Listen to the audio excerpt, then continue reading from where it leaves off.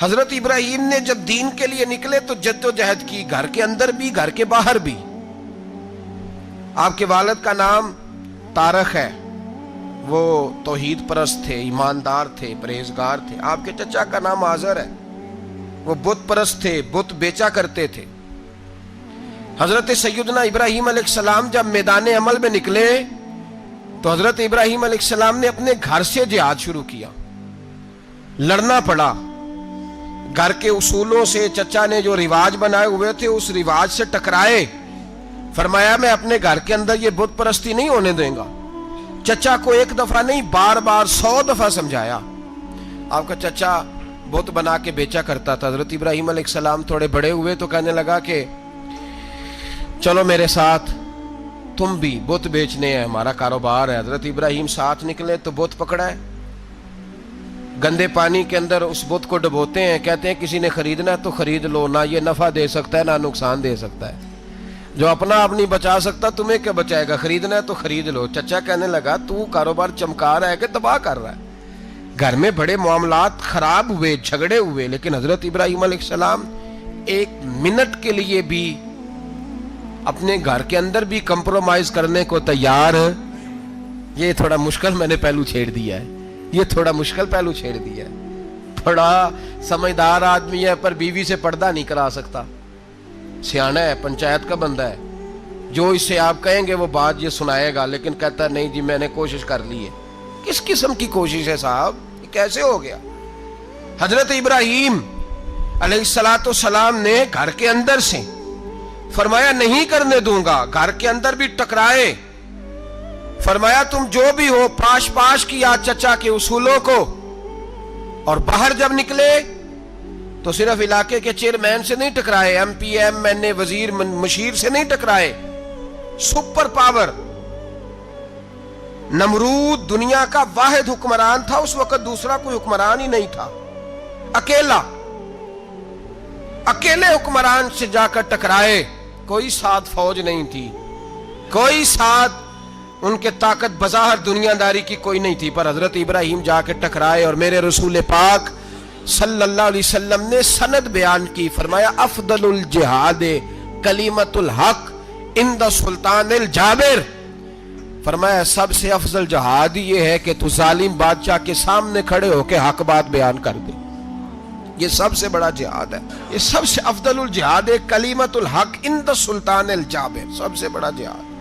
حضرت ابراہیم کھڑے ہو گئے، سپر پاور سے ٹکرائے۔ یہاں ہم لوگ حکمتوں کا شکار ہیں، دیکھیں گے، کریں گے، سوچیں گے، اور مولوی صاحب کو ویسے کہتے ہیں آپ پرہیز کریں سیاسی باتوں سے۔ بھئی اللہ کے ہر نبی نے جا کے وقت کے ظالم حکمران کو لتاڑا ہے، للکارا ہے، یہ تو مشن انبیاء ہے۔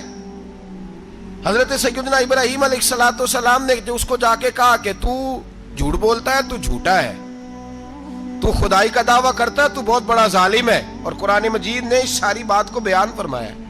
حضرت ابراہیم علیہ السلام سے کہنے لگا میں رب ہوں، تو آپ نے فرمایا میرا رب تو وہ ہے جو زندہ کرتا اور مارتا ہے، تو پھر آپ حق بات بیان کریں گے تو اللہ مارے گا کہ بندہ مارے گا؟ کچھ بھی نہیں ہوتا، کیونکہ زندگی موت کس کے ہاتھ میں ہے؟ اللہ کے ہاتھ میں، زندگی موت اللہ، کچھ بھی نہیں ہوتا۔ انسان صحیح سمت کا تعین کرے اور صحیح چلے۔ حضرت علی شیر خدا سے کسی نے کہا تھا کہ آپ کے بڑی دشمنی ہے، کوئی محافظ رکھ لیں۔ آپ فرمانے لگے موت خود بہت بڑی محافظ ہے، وقت سے پہلے آتی ہی نہیں، بڑی محافظ ہے وقت سے پہلے۔ علامہ نورانی رحمت اللہ تعالیٰ علیہ کراچی جیسے شہر میں رہا کرتے تھے، جہاں گام گام پہ خطرہ تھا۔ لوگوں نے کہا حضرت اتنے بڑے لیڈر ہو، آپ کی جماعت کی 62 سیٹیں ہوئی قومی اسمبلی میں، ایک ایسا وقت بھی آیا تو کوئی ایک آدمی بندوق والا۔ آپ فرمانے لگے مجھے ضرورت ہی نہیں، اس لیے کہ جس خدا رسول کے لیے میں نکلا ہوں وہ خود ہی حفاظت کرنے والے ہیں، ضرورت نہیں ان چیزوں کی۔ تو بھائی حضرت ابراہیم ٹکرائے، اور آپ کا انداز کیا ہے؟ جا کے کہا کہ تو نہیں، خدا وہ ہے جو زندہ کرتا، اور اس نے ایک بیوقوفوں جیسی دلیل دی۔ ایک آدمی کو کل پھانسی دینی تھی تو اس کو بلایا، کہنے لگا تجھے کب پھانسی ہے؟ اس نے کہا کل۔ کہنے لگا جا تجھے آزاد کیا، زندگی دی، اس کو چھٹی دے دی۔ ایک عام آدمی بیچارہ بیٹھا تھا، اس کو پکڑ کے نا کہنے لگا اس کی گردن اڑا دو، کہنے لگا دیکھ لو میں بھی زندہ کرتا اور مارتا ہوں۔ وہ جو کل مرنے والا تھا میں نے زندہ کر دیا ہے، اور جس کو پتہ ہی نہیں تھا کہ میں نے مرنا ہے اسے پکڑ کے میں نے مار دیا ہے۔ یہ بیوقوفوں جیسی دلیل ہے۔ حضرت سیدنا ابراہیم علیہ السلام چاہتے تو اسی وقت دلیل توڑ دیتے کہ تو کیا بیوقوفوں جیسی بات کر رہا ہے، اگر تو زندگی دیتا ہے تو مرے ہوئے میں جان ڈال کے دے جس کو تو نے مارا ہے۔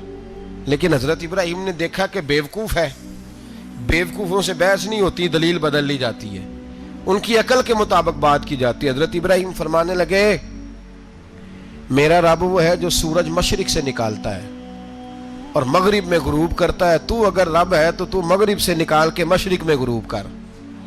فبہت الذی کفر، کافر لاجواب ہو گیا، اس کے پاس اس چیز کا کوئی جواب نہیں تھا۔ علامہ اسماعیل حقی نے خوبصورت فقرہ لکھا ہے، خوبصورت، جان ڈال دی ایک جملہ کہہ کے۔ حضرت سیدنا علامہ اسماعیل حقی رحمت اللہ علیہ فرمانے لگے چونکہ نمرود بیوقوفوں جیسی باتیں کر رہا تھا، اگر وہ یہ کہہ دیتا نا کہ میں سورج کو نکالتا ہوں مشرق سے، میں غروب کرتا ہوں معاذ اللہ مغرب میں نکالتا ہوں، تو آپ اپنے رب سے کہیے کہ وہ مغرب سے نکال کے مشرق میں غروب کرے۔ علامہ اسماعیل حقی فرماتے ہیں رب کریم کی آواز قدرت تھی، مالک حضرت ابراہیم علیہ السلام کے اس، اگر وہ کہہ دیتا اور حضرت ابراہیم دعا کر دیتے تو رب کریم نے فرشتوں کو تیار بٹھایا ہوا تھا، فرمایا اگر یہ کہہ دے میرے خلیل سے کہ سورج مغرب سے نکال کے مشرق میں غروب کرنا ہے تو تیار رہنا، جس طرح خلیل کہیں گے ویسے ہی کر دیں گے۔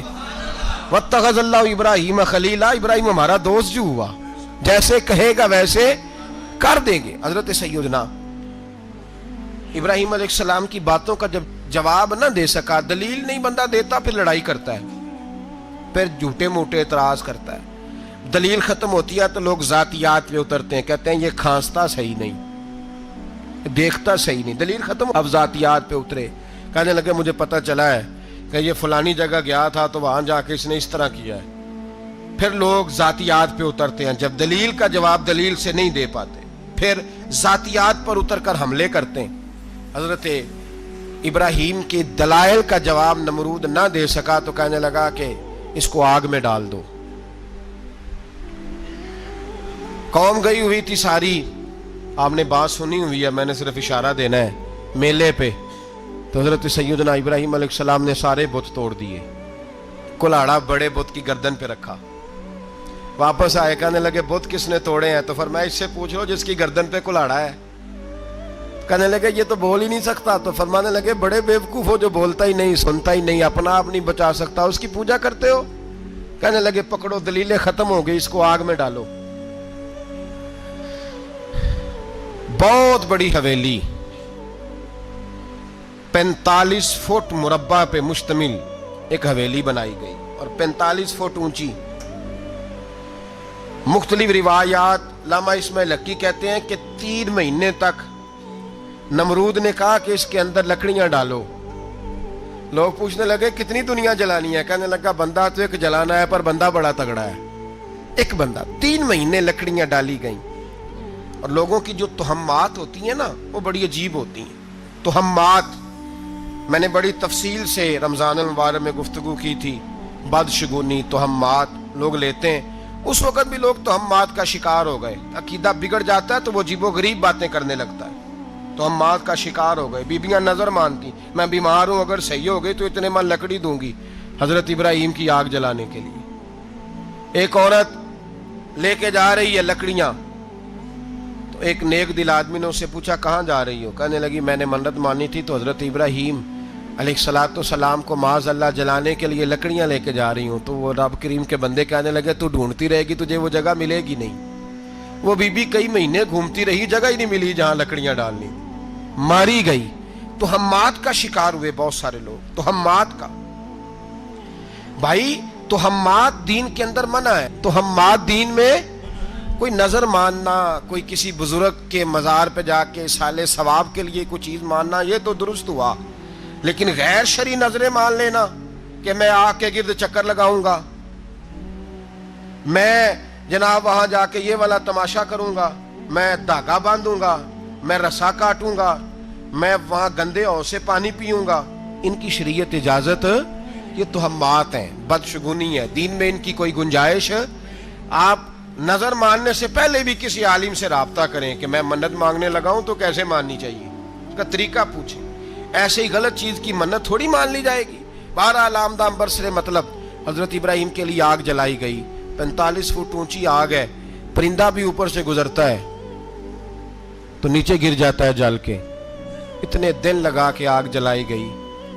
اب حضرت ابراہیم کو جلایا جانے لگا ہے. یہاں تو موجیں ہے نا، جو کسی ادارے کا سربراہ ہے اس کے لیے موج ہے، کسی جگہ آفیسر بن گیا تو موج ہے، پیر صاحب کے لیے موج ہے، علامہ صاحب کے لیے موج ہے، خطیب صاحب کے لیے موج ہے. جلنا کس کو پڑتا ہے؟ وہاں علی کوئی نہیں رہا اللہ ماشاءاللہ. وہ لوگ گزر گئے جو تکلیفیں سہ کے کام کرتے تھے، گزر گیا زمانہ. حضرت سیدنا ابراہیم علیہ السلام کو جلایا جانے لگا ہے تو اب اتنی بڑی آگ ہے تو ڈالیں کیسے؟ شیطان نے تجویز دی کہ منجنیق بناؤ. منجنیق بڑے بڑے بانس باندھ کے ان کے نیچے رسا باندھو. وہ جس طرح جھولنے کے لیے جھولا بنایا جاتا ہے، اس طرح ایک منجنیق پرانے زمانے میں اس میں پتھر رکھ کے پھینکے جاتے تھے دشمنوں پہ. وہ منجنیق بنائی گئی کہ دور سے حضرت ابراہیم کو پھینکیں گے. ہاتھ حضرت ابراہیم کے باندھ دیے، پاؤں مبارک باندھ دیے. پوری زمین پہ ایک نام لینے والا خدا کا، اور اس کو آج رسیوں میں جکڑا ہوا ہے. جب پھینکا جانے لگا نا آگ میں، حوریں رونے لگی، فرشتے تڑپنے لگے. اے اللہ یہ کیا ہونے لگا ہے؟ ایک تیرا خلیل اور وہ بھی آگ میں. فرمایا جاؤ جا کے اس سے کہو اگر تمہاری مدد لیتا ہے تو اسے بچاؤ. ہوا کا فرشتہ آیا، کہا ابراہیم اگر تو کہے. او بھائی ان چیزوں کو کہانی سمجھ کے نہ سنا کریں، یہ داستان نہیں، یہ وہ طریقے ہیں جو ہمارے رسول نے ہمیں اپنانے کا حکم ارشاد فرمایا ہے. جو عقیدے، یہ وہ نظریات ہیں جو ہمیں اوڑھنے کو کہا گیا. اپنے رب کریم کی رضا پہ راضی رہنے کے یہ وہ خوبصورت مواقع ہیں صوفیاء نے جن کو بنا کر سمجھا کر ہم تک پہنچایا ہے. یہ ہے اہل طریقت کی باتیں. وہ کہتے ہیں یار جس حال میں رکھے راضی رہنا ہے. حضرت ابراہیم علیہ السلام کو پھینکا جا رہا ہے، فرشتہ آیا، اے اللہ کے خلیل اگر حکم دو تو اتنی ہوا چلاؤں کہ نمرودی جل جائیں سارے، آگ ان پہ پھینک دی جائے. آپ نے فرمایا تو جا، تجھ سے مجھے کوئی کام نہیں. تھوڑی دیر کے بعد پانی کا فرشتہ آیا، کہا حضور اتنی بارش برساؤں گا کہ آگ بجھ جائے گی. فرمایا تو جا، تجھ سے کوئی کام نہیں. اب جب منجنیق میں رکھ دیے گئے، آگ میں جانے کا لمحہ ہے، تیاری ہے، حضرت جبریل امین حاضر خدمت ہوئے. کہا ابراہیم کوئی حاجت؟ فرمایا تجھ سے کوئی نہیں. کہا چلو مجھ سے نہیں تو رب کریم سے ہی بات کر لو، مجھے پتا ہے میں چھوٹا ہوں، آپ مجھ سے مدد کیوں لوگے، رب کریم سے ہی بات کر لیں. تو حضرت ابراہیم کہنے لگے جبریل یہ بتا رب کو نہیں پتا اس کا خلیل کس حال میں ہے؟ اسے نہیں پتا میں کس حال میں ہوں، میرے ہاتھ بندے ہیں، پیر بندے ہیں آگ میں، اسے نہیں پتا. بتایا تو اسے جاتا ہے جس سے خبر نہ ہو. تو اگر اسے پتا ہے تو اگر وہ جلانے پہ راضی ہے تو میں بھی جلنے کو تیار ہوں، میں تیار ہوں، میں تیار ہوں. اسے کہو ٹھیک ہے. حضرت سیدنا ابراہیم علیہ السلام کو منجنیق میں ڈال کے جو پھینکا آگ میں، یا نار کونی بردم و سلاما علی ابراہیم، اللہ نے فرمایا اے آگ میرے ابراہیم پہ ٹھنڈی بھی ہو جا اور سلامتی والی بھی ہو جا. حضرت ابراہیم کو 2 فرشتوں نے بٹھا دیا زمین پہ. پھول کھلے ہیں، کونپلیں مہک رہی ہیں، کلیاں خوشبو دے رہی ہیں. حضرت ابراہیم نے سر سجدے میں رکھ دیا، سبحان اللہ والحمد للہ ولا الہ الا اللہ واللہ اکبر. حضرت ابراہیم اللہ کی تسبیح پڑھنے لگے، رب کریم کا شکر بجا لانے لگے. نکلے وہاں سے، کچھ دن گزر گئے، نکلے، حکم ہو گیا ابراہیم علاقہ چھوڑ دو. حضرت ابراہیم علیہ السلام وہاں سے نکل کے مصر آئے، چچا کے پاس ٹھہرے. انہوں نے اپنی بیٹی جناب سارہ کا نکاح کر دیا. کچھ آگے بڑھے تو ایک ظالم بادشاہ سے ٹکرائے. اس نے ایک شہزادی، ایک بادشاہ کی بیٹی قید کی ہوئی تھی، جناب ہاجرہ نام تھا. ان کو قید سے چھڑا کے ساتھ لائے. حضرت لوط علیہ السلام بھی ساتھ. یہ 4 لوگوں کا قافلہ چلا، فلسطین میں جا کے پڑاؤ ڈالا، گھر بار چھوڑا، تبلیغ شروع ہوئی. حضرت ابراہیم کے گھر میں 2 خواتین ہیں، ایک آپ کی بیوی ہیں، ایک حضرت ہاجرہ ہے. اولاد کوئی نہیں، بڑا میوہ ہے میٹھا. گھر وہی آباد ہوتا ہے جس میں بچے روتے ہیں، گھر ہوتا ہی وہ ہے جس میں بچوں کی چنچناہٹ ہوتی ہے، بھن بھناہٹ ہوتی ہے.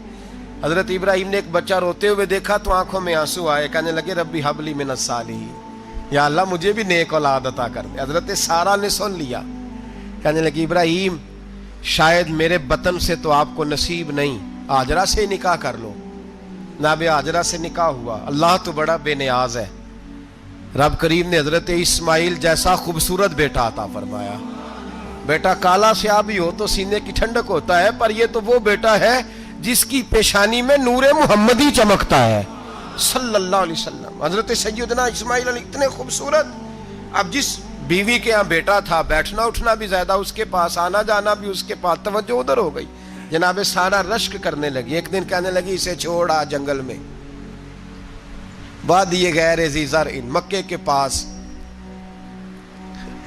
بھائی ایک بیٹا عالم دین بنا لو، کہنے لگا روٹی کہاں سے کھائے گا؟ تیرے 5 بیٹے ہیں، کو حافظ قرآن بنا، کہتے روٹی کہاں سے کھائے گا؟ وہ بچہ بھی کہتا ہے میں کہاں سے کھاؤں گا؟ حضرت ابراہیم علیہ السلام تو چند مہینے کا بچہ چھوڑ آئے، تو کہاں سے روٹی کھائی حضرت اسماعیل نے؟ کہاں سے کھائی ان کی اماں نے روٹی؟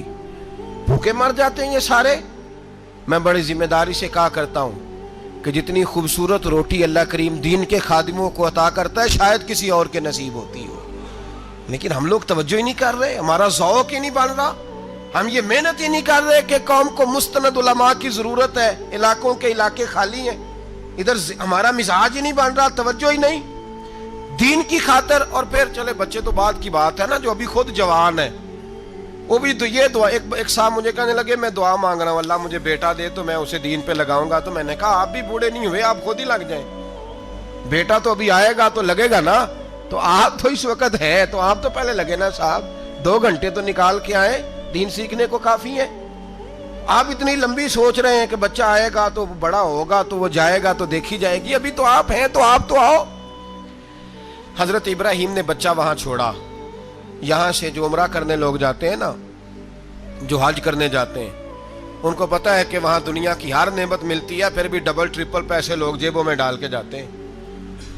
حضرت ابراہیم جب وہاں لے کے گئے تو کوئی انسان نہیں تھا، پانی کا قطرہ نہیں تھا، 2 کلو کھجوریں، ایک مشکیزہ، بیوی کو تھمایا۔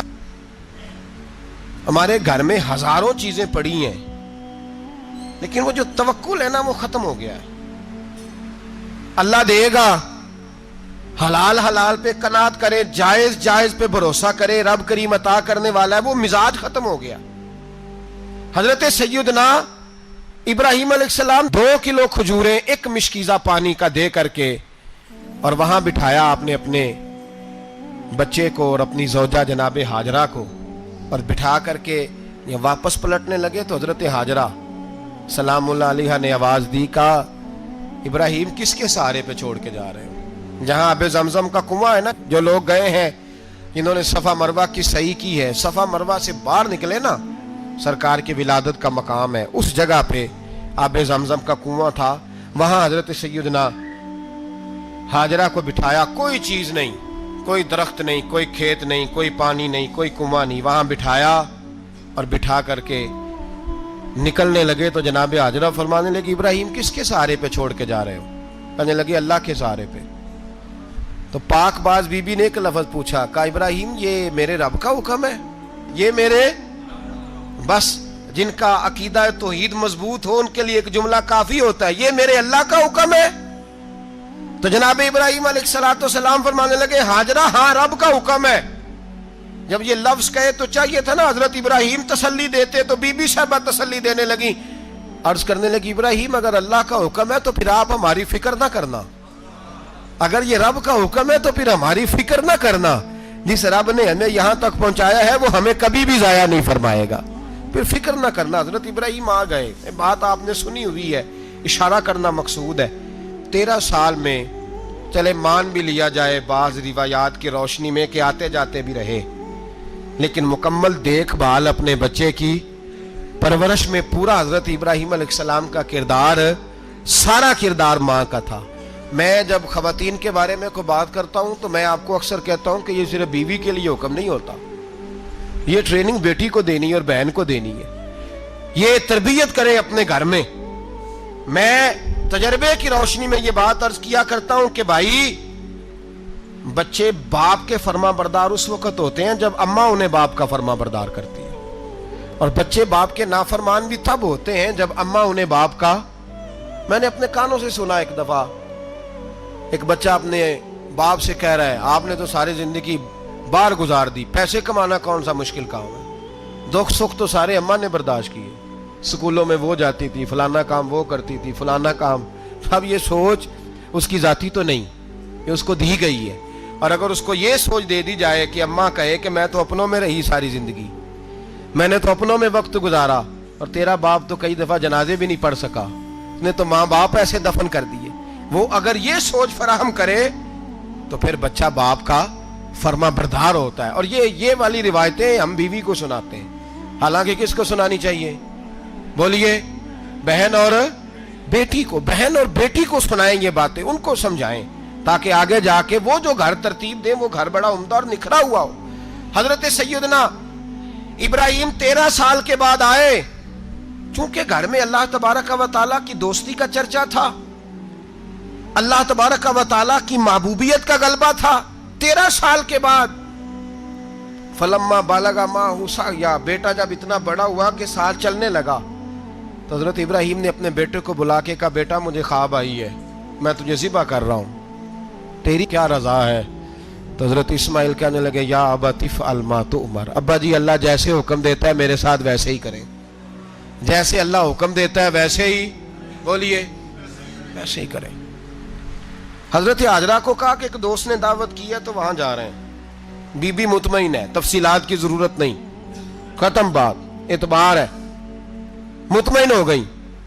شیطان پیچھے سے آیا اماں کے پاس. ذرا تھوڑی دیر کے لیے تصور جمائیے، یہاں تو پڑوسن آ کے کوئی بات بتا دیتی ہے خاوند کے بارے میں تو کئی مہینے جھگڑا جاری رہتا ہے، پڑوسن محلے دار.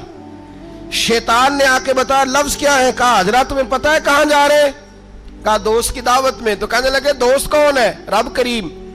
اور ابراہیم کا خیال ہے کہ اس رب نے مجھے حکم دیا ہے کہ میں ذبح کروں.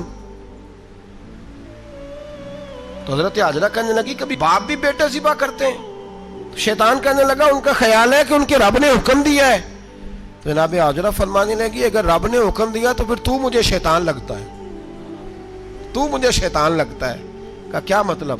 فرمانے لگی اگر رب کریم کا حکم ہے تو میرے پاس ایک اسماعیل ہے، اگر 1000 بھی ہوتے میں سارے اللہ کے راستے میں پیش کر دیتا، دے دیتی. مالک کا ہی تو ہے سارا کچھ، اسی کا ہے، اس میں لیت اللہ کی کیا گنجائش؟ حضرت سیدنا ابراہیم علیہ السلام نے بیٹے کے حلق پہ چھری رکھ بھی دی اور چھری چلا بھی دی، رکھ بھی دی. اور وہ تو اللہ کریم نے فرمایا یا ابراہیم قد صدقت الرؤیا، ابراہیم تو نے خواب سچا کر دکھایا، وہ قیامت تک تیرا نام رہے گا. حضرت ابراہیم نے وطن بھی دیا، جان بھی دی، بیٹا بھی. اللہ کریم نے دمبے دیے، فرمایا یہ فدیہ ہے. اب یہ قربانی قیامت تک حضرت ابراہیم کے طریقے کے مطابق جاری ہے. حضرت ابراہیم بہت بڑے مہمان نواز تھے، بہت بڑے. آپ جب مصر میں قیام تھا تو بڑے بڑے لمبے چوڑے لنگر پکتے تھے، لوگ آیا جایا کرتے تھے، بڑا تفصیل کے ساتھ کھانا ہوتا تھا. مہمان نوازی آپ کی خاص صفت مبارکہ ہے. ہمارے ہاں بھی مہمان نوازی ہوتی ہے امیروں کی، بلکہ اب تو مہمان نوازی اس طرح کی ہے کہ کل تیری میرے پاس دعوت ہے اور پرسوں میری تیرے پاس ہے. وہی امیروں میں وہ چکر رہتا ہے، پارٹیاں دوست ایک دوسرے کو ڈالتے ہیں، تیری طرف پارٹی تیری طرف. اور اسی انداز میں اب یہ عید آئے گی نا، ٹکا پارٹیاں ہوں گی جگہ جگہ. اور لوگ سوال پوچھنے لگے ابھی سے، کہتے ہیں قربانی کا کتنا گوشت گھر رکھنا جائز ہے؟ قربانی کا کتنا گوشت گھر رکھنا جائز ہے؟ سارا ہی جی. اس لیے فریزر لے لے، فریج سے نہیں کام چلے گا. سارا ہی جائز گھر رکھنا، سارا ہی جائز ہے، رکھ لیں. اور خدا کے بندے، قربانی وہ بندہ دیتا ہے جو سارا سال ہی گوشت کھاتا ہے. صحیح کہہ رہا ہوں؟ قربانی صاحب نصاب، صاحب استطاعت بندہ دیتا ہے نا، تو وہ سارا سال ہی گوشت، تو سارا گھر میں رکھنا بھی جائز ہے، لیکن سارا دے دینا بھی. تو جو آ رہی ہے اس پہ کیوں توجہ کرتے ہو؟ جو دوسرا جائز ہے اس پہ کیوں نہیں عمل کرتے؟ سارا تقسیم کر دیں، بات ختم ہوئی. یقین کریں محرم میں جا کے دوست ٹیلی فون کر کے سوال پوچھتے ہیں، کہتے ہیں صاحب سنا ہے قربانی کا گوشت محرم میں کھانا جائز نہیں. میں کہ نہیں، ربیع الاول چ بھی جائز جی، رجب رمضان تک کھاؤ، کوئی بندہ نہیں منع کرتا. اس لیے کہ کسی کو دینا تو پسند ہی نہیں. یا پھر اس میں سے جو خاص چیزیں ہیں وہ اپنی فریج میں، اور باقی جو ہے وہ دوسروں کے لیے. یہ کیا طریقہ ہے ہمارا؟ اور اسی پہ عمل ہے. اللہ تبارک و تعالی ہمیں سمجھنے کی توفیق عطا فرمائے. حضرت ابراہیم بہت بڑے مہمان نواز تھے. صرف قربانی نہیں دیتے تھے, سارا سال بہت سارا لنگر, بہت سارا کھانا پینا, بہت ساری چیزیں جاری رہتی تھی. اور جتنے غریب لوگ تھے فلسطین کے, ان کو پتا تھا کہ حضرت ابراہیم علیہ السلام کا لنگر جاری ہے. فلسطین میں جب آپ کا قیام تھا, ایک دفعہ ڈھیروں مہمان آ گئے اور کھانے کو کوئی چیز نہیں. حضرت سارہ اور جناب ہاجرہ دونوں اس وقت موجود تھیں. وہ کہنے لگی ابراہیم بہت سارے مہمان آ گئے تو کیا کریں. جناب سارہ کہنے لگی کس طرح کر کے ان کی مہمان نوازی کرنی. اور حالات یہ ہیں کہ قحط پڑا ہوا ہے فلسطین میں, مصر میں, دور دراز علاقوں میں. تو حضرت ابراہیم کہنے لگے یہ اللہ کے مہمان ہیں اور ہمیں رب کریم کا بندہ سمجھ کے آ گئے, اللہ ہی بندوبست کرے گا. فرمانے لگے میرا مصر میں ایک دوست ہے, وہ قحط کے دنوں میں غلہ جمع کر لیتا ہے, میں اس کی طرف پیغام بھیجتا ہوں, مجھے امید ہے وہاں سے غلہ ملے گا. 2-3-5 اونٹ والے غلام بلائے اور ان کو کہا کہ جاؤ غلہ لے آؤ مصر کے دوست سے. وہ لوگ کہتے ہیں ہم غلہ لینے گئے, وہاں جب پہنچے تو حضرت ابراہیم خلیل اللہ علیہ السلام کا پیغام دیا تو آپ کا وہ دوست کہنے لگا غلہ تو بے شمار تھا, مجھے خبر نہیں تھی کہ حضرت ابراہیم کا پیغام آئے گا, تو میں تو سارا تقسیم کر چکا ہوں. لوگ لے گئے, اب تو کوئی شے نہیں. اب وہ خالی آ گئے 5 کے 5 اونٹ. جب خالی آئے تو حضرت ابراہیم کی حویلی کی دیواریں چھوٹی چھوٹی تھیں. ان غلاموں میں سے, خادموں میں سے, آپ کے ان چاہنے والوں میں سے ایک کہنے لگا یار وہ غریب تو انتظار کر رہے ہوں گے کہ غلہ لینے گئے ہیں, ہمیں روٹی ملے گی. چھوٹی چھوٹی دیواریں ہیں, وہ جب دیکھیں گے نا خالی آ گئے تو انہیں تکلیف ہوگی. اس طرح کرو بوریوں میں ریت بھر لیتے ہیں, ریت بھر کے لے جاتے ہیں, بعد میں اندر رکھ کے انہیں سمجھا بہلا لیں گے یا حضرت ابراہیم کو بتائیں گے, وہ خود ہی ان لوگوں کی دل جوئی فرمائیں گے. اب غلہ کی جگہ ریت بھر کے اونٹوں پہ رکھ کے لائی گئی. لا کے بوریاں جب رکھ دی گئیں, حضرت ابراہیم علیہ السلام دوپہر کے وقت آرام فرما رہے تھے.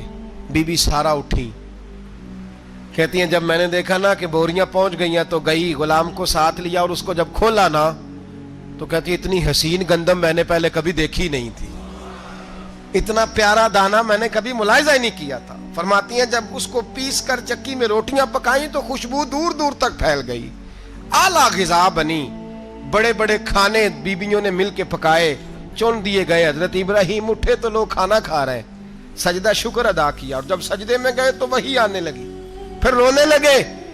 جب پلٹ کر باہر تشریف لائے تو جناب سارہ کہنے لگی ابراہیم تمہارا مصری یار بڑا اچھا ہے, اس نے اتنی اعلیٰ گندم بھیجی ہے کہ اتنی تو میں نے پیاری گندم کبھی دیکھی نہیں. جناب ابراہیم مسکرائے, فرمانے لگی سارہ یہ مصری یار نے نہیں بھیجی, یہ میرے عرشی یار نے بھیجی ہے, یہ میرے عرشی یار نے بھیجی ہے. بھائی مہمان نوازی مزاج تھا, ہاتھ لٹا دینا مزاج تھا, دوسروں کی اشک شوئی مزاج تھا. حضرت ابراہیم علیہ السلام کا طریقہ ہے قربانی, حضور نے ان کا طریقہ بیان کیا. اگر سال کے بعد قربانی دینا ان کا طریقہ ہے تو سارا سال غریبوں کو روٹی دینا بھی حضرت ابراہیم کا طریقہ ہے.